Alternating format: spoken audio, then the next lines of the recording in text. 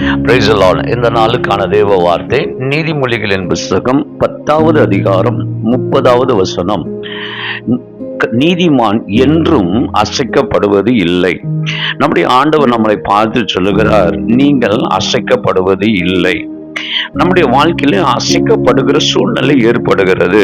வெளிப்படுத்தினல் 6ஆம் அதிகாரம் 13ஆம் வசனம், பெருங்காற்று அடிக்கும் போது நாம் அசைக்கப்படுகிறவர்களாக இருக்கிறோம்.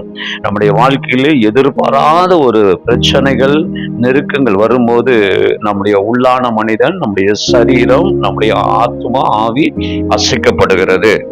1 தெசலோனிக்கர் 3ஆம் அதிகாரம் 2ஆம் வசனத்துல, உபத்திரவங்கள் நம்முடைய வாழ்க்கையில வரும்போது நாம் அசைக்கப்படுகிறவர்களாக இருக்கிறோம்.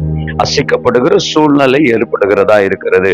ஆனால் பெருங்காற்று அடித்தாலும் உபத்திரவங்கள் வந்தாலும் தேவன் மேலே நம்பிக்கையாய் இருக்கிறவன் அசைக்கப்படுவதில்லை. சங்கீதம் 21:7 நீங்கள் வாசிப்பீர்கள் என்றால், கர்த்தர் மேல் நம்பிக்கையாய் இருக்கிறவன் அசைக்கப்படுவதில்லை என்று வார்த்தை வாசிக்கிறோம். நம்முடைய நம்பிக்கை இந்த உலகத்தின் மேலேயோ பொருள் மேலேயோ இல்லாதபடி தேவன் மேலே இந்த நம்பிக்கை இருக்கும் என்றால், எவ்வளவு புயல் வீசினாலும் உபத்திரங்கள் வந்தாலும் நீங்கள் அசைக்கப்படாதபடிக்கு கர்த்தர் உங்களை நிலைநிறுத்துவாராக. 16ஆம் சங்கீதம் 8ஆம் வசனத்திலே, அசைக்கப்படாமல் இருப்பதற்கு நாம் செய்ய வேண்டிய இன்னொரு காரியம், கர்த்தரை நம்முடைய வலது பரிசத்திலே நாம் வைத்திருப்போம் என்றால் நாம் நிச்சயமாகவே அசைக்கப்படுவதில்லை.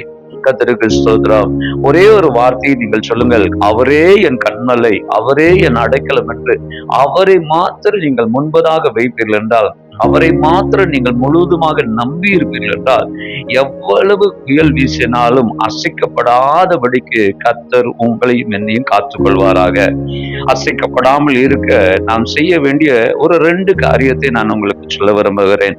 லூக்கா சுவிசேஷம் 6ஆம் அதிகாரம் 48ஆம் வசனத்திலே, கற்பாறையின் மேலே வீடு கட்டினார்கள் என்று வாசிக்கிறோம். கற்பாறை என்பது கிறிஸ்துவை குறிக்கிறது. கிறிஸ்துவின் மேலே உங்கள் வாழ்க்கையை கட்டுங்கள். கிறிஸ்துவின் மேலே உங்களுடைய அஸ்திபாரத்தை போடுங்கள். எவ்வளவு புயலும் வெள்ளங்களும் வந்தாலும் நீங்கள் அசைக்கப்படாதபடிக்கு கர்த்தர் உங்களை நிலைநாட்டுகிறவராய் இருக்கிறார்.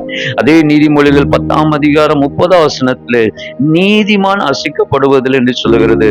ஒரு நீதிமானாக நீங்களும் நானும் வாழுவோம் என்றால் நம்முடைய வாழ்க்கையில் நிச்சயமாகவே அசைக்கப்படாதபடிக்கு கர்த்தர் நம்மை நிற்க வைக்கிறவராய் இருக்கிறார்.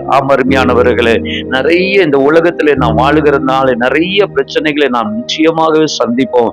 ஆனால் கர்த்தருக்குள்ள இருக்கிற தேவ பிள்ளைகள் என்றென்றைக்கும் அசைக்கப்படாதபடியே அவர்கள் நிலைத்து இருப்பார்கள். உங்களை கர்த்தர் நிலைநிறுத்துவாராக. நீங்கள் ஆண்டவர்களை பலன் கொள்வீர்களாக. கர்த்தர் உங்களை ஆசீர்வதிப்பார். God bless you.